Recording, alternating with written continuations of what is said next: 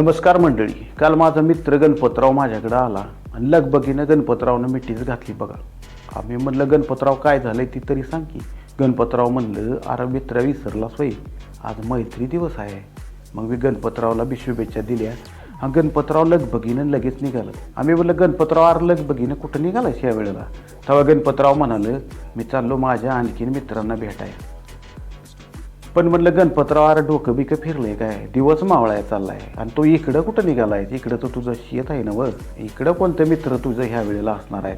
तेव्हा गणपतराव म्हणालं अरे माझं शेत म्हणजे माझं मित्र आहे, माझं उभं पीक म्हणजे माझं मित्र आहे, माझ्या शेतातलं पशुपक्षी माझं मित्र आहे ती आणि अनेक किडे माझे मित्र आहे ती.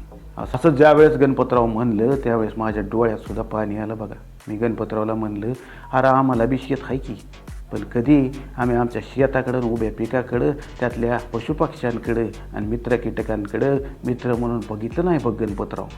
तेव्हा गणपतरावला म्हणलं गणपतराव येऊ दे तुझ्या शेताकडं. मी बी गणपतरावसोबत शेतात गेलो. गणपतरावचं शेत बघितलं. गणपतरावच्या शेतात पक्षी थांबे, चिकट सापळे, कामगंध सापळे हे सगळं लावलेलं दिसलं. म्हणलं अरे गणपतराव हे का लावलं.